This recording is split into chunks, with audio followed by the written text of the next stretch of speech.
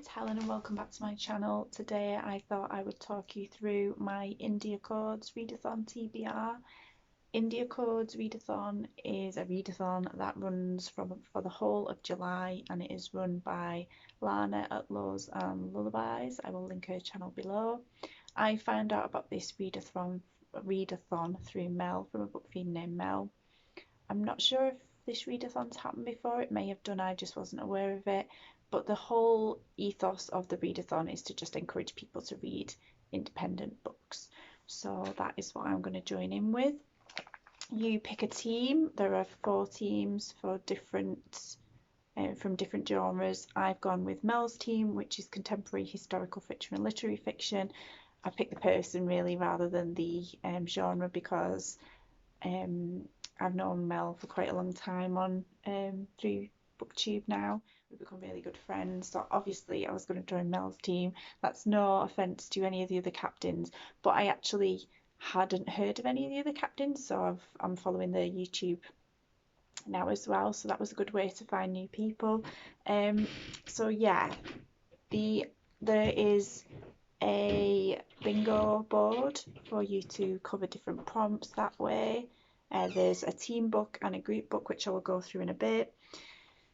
There is a competition element, obviously, because there's teams, but you can take part and not do that if you want to. But there is 2 prizes available, so you will not be eligible for that if you don't decide to sign up and follow some of the basic rules to be in with a chance of winning the prize. So to be involved in the competition element of it, you have to choose a team and sign up, which I've already done. You have to read 5 books. Well, I've got 16 books on my list, so I've ticked that off. You need to declare your TBR before the end of June, and you can do that via any social media platform. I've already tagged 4 of my books that I had on my shelf on Twitter, and if you're doing it on Twitter, you need to tag at India Codes, and you have to do hashtag India Codes Readathon. But I am going to do this video now, so this will count for mine, and I will make sure I put that on Twitter and tag the relevant people on it. You need 150 points, and you gain points for reading the different prompts, the different books. The team book, the group book are all worth different points. So to find that out, if you go and follow Lana, and she's got a blog, so I found a lot of the information on there. But also, if you are signing up to a team, then you can all of those people are going to do announcement videos, so you can have a watch of those. I know Mel put hers up today. I know the girl, sorry, I can't remember her name, who's doing Team Romance. I think she did hers a few days ago as well. I'm assuming Lana will do one on her channel. And there is a Discord group as well, so if you go on Twitter and ask Lana to add you to that, then you'll find all the information there as well, and you can join your team on there, and there's lots of discussions and stuff. Like I said, there are 8 prompts, and you get 30 points if you manage to cover those, but it's only 1 book per prompt. And it has to be for if you want the 30 points, it has to count for your team genre. So for mine, it would be contemporary historical fiction or literary fiction. If I matched one of them prompts but read a book outside of those genres, then I would get 15 points. So yeah, and for the group book and the team book, you get 20 points for reading those. If you read another team's group book, you get 10 points for that. So like I said, go and look that out, because I don't know the exacts. I've worked out that if I just read the 16 books that I've got on my list, even though not all of them counted, if none of them counted for my team's genre, I would still get 240 points. And that's bearing in mind that actually quite a few of mine are contemporary, so I would get 30 points for that. So if I just read all outside my team's genre, but read the books I've got, then I would get 240 points. So I know I'm going to make the 150, so that's good. So I'll just go through, well, I'll read the 8 prompts first. So they are read a book with pirates set by the sea, read a dystopian, read a book with a middle-aged main character, read a book featuring a quest, read a book featuring an ensemble cast or platonic friendship, read a book with LGBTQ plus rep, leave a review for one of the books, but by all means leave reviews for all of them. I'm going to try and leave them for all, but I'll definitely do one. Read a book by an Aussie or a New Zealand author. That is because Lana is originally from New Zealand and now lives in Australia. And read a middle grade book. So they're the 8 prompts. So the books that I have chosen, I've got 4 physical books on my list. The rest I'm getting through Kindle Unlimited, which I've signed up for free for 3 months. And if I like it, I'll carry on. So the first one I'm going to read is 7 Wonders by May Gaynor and Charlie Todd. I won this in a prize from Paperback Mo. He did a Q&A with the authors who independently published this through the university, I want to say. I know it was a university project that they did together and then got it published. So yeah, excited for that. It says, all Iris Holloway wants to do is see some of the world and fun with her friends. She's determined to make as many memories as possible before they go their separate ways in September. Artie, on the other hand, is left reeling after being rejected from his dream university. All he wants is to get out of Brighton and forget the bad feelings he's leaving behind. The two are thrown together on a last-minute summer road trip full of fun, adventure, and plenty of distractions from their worries, but with tensions among the group running high and confusing new feelings developing between the two, things start to get complicated. Can they avoid being swept out in the whirlwind of emotions that come with first love and still make the most of their last summer? The thing I've got is that some of the books I'm reading are classed as contemporary but also romance, so I'm assuming I can still count them. I'm assuming at some point this will be set by the sea, so I might be able to cover that prompt. Not sure about the rest, but I'm really excited to try that one, so I'm excited. The next one is Gracie Furshaw and the Mysterious Guest by Susan Brownrigg. She is an author who lives in the area that I work in, and so I had to go for it. It's a middle grade, so it'll cover it for the middle grade prompt. It's a mystery book, and it's set in a boarding house in Blackpool, so I'm excited for that. Next, I am going to read an ARC that I was sent, The Wolf and the Water by Josie Jaffrey. This one is published by UCLan Publishing, which is a university publishing in, I think it's Lancashire, one of them. This one is definitely independently published. Josie Jaffrey is on Twitter, and I won it and was gifted it free there. It's all I know about it is that it's a fantasy. It's a fantasy fiction, so it's not going to cover any of my group genres, and I don't know if it's going to cover any of the prompts. I mean, if it's set by water, is that by the sea? I don't know. I will find out. But either way, I'll get 15 points for reading it, and it's on my pile, and I want to read it and then write a review. If I don't write a review for any others, definitely going to do it for this, because this is one that asked for a review, so there you go. The next one is Conquering the Dragon by Kim Goal. This is by a Methodist minister in Leicestershire who I worked with at some point loosely when I worked in Sefton, and it is published by, I don't know where the publishers are from, but I did look it up. Let's see.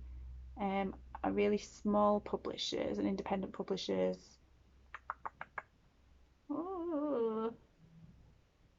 Set in Cumbria, Milton Keynes, I think it is. Authentic Media in Milton Keynes, but it is an independent publisher, so yeah, it's going to be tough reading. It's about a UK triad gang who he was part of. He ended up in prison and then rehabilitated himself and then became a minister, so that might be tough reading, but it's only, it's 150 pages, and I'm pretty sure the short story, it says any short stories have to be over 150 pages, so this definitely counts. So yeah, that should be interesting. It doesn't fit with any of the group genre, but I will get 15 points for it, so there's another one. The rest are all on my Kindle, so I'm going to have to just put pictures up in between. I will tell you as much about them as I can. So we've got Waiting for Saturday by Catherine Morrison. That is a contemporary. It's about a stay-at-home mum who's not happy in her life and she's not sure why. She is married, and then she meets a divorced dad at soft play. That's all I know about it. That's, like I said, Catherine Morrison. There's another one by Catherine Morrison which is called The Hook, and that's like a bacheloresque type I think that is a romance story, so I might read that one. That's all I know about it. Then there's another one called Oh Not Smithy, and I found this one because one of our friends is called Stephen Clark, and I knew he'd wrote an independently published book, but I couldn't find it on Amazon. But I found another Stephen Clark, and there's one called On Not Smithy, and it's about a police officer in 1968. Would we class that as a historical fiction? Possibly. I will look into it and see. It's classed as humorous fiction, so but then I'm thinking, well, if it feels historical, we'll see. That's all I know about it. And the next one is The Vicarious Life of Mina Price. This is by Kendra Jones. This is a contemporary book. It's about a girl who is a massive fan of Nigella Lawson, and she decides to channel her energy into her life. It is a contemporary romance, but still contemporary, so I'm classing it. The next one is First Night by Carol Sabik Jaffra, or Jaff. This is listed as a contemporary Cinderella story. That's all I know about it, but there you go. The next one is The Body in the Snow, which is a murder mystery by Christoph Fischer. I read for Eurovisionathon over my dead body, Murder at Eurovision. That was the second in this murder mystery series, so I want to read the first one, and that's independently published. So that's all I know about it. So again, not covering any of my genres, I don't think. No, it's more a thriller, isn't it? So 15 points for that one. Then I've got two novellas, but I don't know if they're over 150 pages, so I'm going to have to look into that. But they're called I Should Have Worn a Curtain, and then I Should Have Worn a Curtain Too. And they're by Samira Alexander. And all I know is it's about a plus-size girl called Sheena. She goes to Food Overeaters Anonymous every once in a while, but she's also struggling with an illness, and it says that sometimes she's sick in the morning, so I'm wondering if there's going to be something around maybe anorexia or something like that. The covers are really like standout covers. So yeah, I thought they sounded interesting, but whether they're over 150 pages, I'll have to see. Then there's one called The Missing Branch by Kay McLeod. This is the sister of Kaz from Cats and Camera, and it's a paranormal ghost romance. Now, paranormal and ghost, I'm not sure about, but romance, I'm thinking yeah, so it can't be that scary if there's romance in there, can it? I don't know, but that's one on my list that I'm going to try and get through. Obviously that doesn't fit with any of the genres, so I would get 15 points for that one. And then there's another one that I was going to use for book snooker. I'll be taping that video today as well, because one of the obviously the coloured balls in snooker is brown, and I was trying to find a brown book, and I put it out there on Twitter, and Rachel on Twitter said, what about Kismetology? And I had a look at that, and it's about a girl who's trying to find a date for a neurotic mother. I thought, yeah, I can do that all day long. That's classed as a contemporary fiction, and that's by Jamie Adams. So thank you, Rachel, for suggesting that one, because that's right up my alley. So I'm thinking with book snooker, because it lasts for a week, only a week, and brown and black are at the end of the readathon, I might not get to them. So is it wrong to want your week-long readathon to not get to the last two colours so that you can use it use it for a different readathon in July? I don't know, but that's what I'm going to try and do. So I might have to try and find another brown book when I get up to that. So those are the 14 books that are on my list that I found myself on Kindle Unlimited or on my shelves. And then the group book is A Court of Honey and Ash by Shannon Meyer and Kelly Sinclair, and I believe that's like I think it's going to be along the lines of like a fantasy like Sarah J Maas, that kind of thing, judging by the title. I don't know a lot about it, and I'm not a massive fantasy reader, but you get 20 points for reading the group book, and so if I'm not sure I'm going to get the points, I will be joining on that. And I do like to read buddy reads, so the fact that everybody will probably be reading that book does make it appeal to me. Then our group book for the contemporary historical fiction and literary fiction team is The Rain Heron by Robbie Arnott. This one I don't know a lot about, but the prompts that Mel said it covers are dystopian, by the sea, and Australian author. So if there's any of them prompts I haven't covered yet, there you go. And then I am tempted by the romance team book, which is Along for the Ride. And I just get 10 points for that.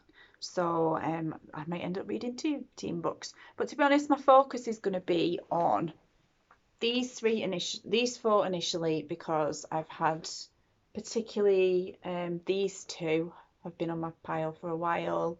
These are more recent ones, but I fancy both of those. So they are going to be my initial ones. And then anything else I can do off Kindle Unlimited, and then team book, group book towards the end of the readathon, I think. So I hope that made sense. Like I said, don't go off my rules. Go to look at Lana's information on her blog, on the team captains. By all means, come and join Mel's team with me, or just join any of the teams to join in with us, because it's going to be exciting, I think. So I hope this was okay, and I will speak to you soon.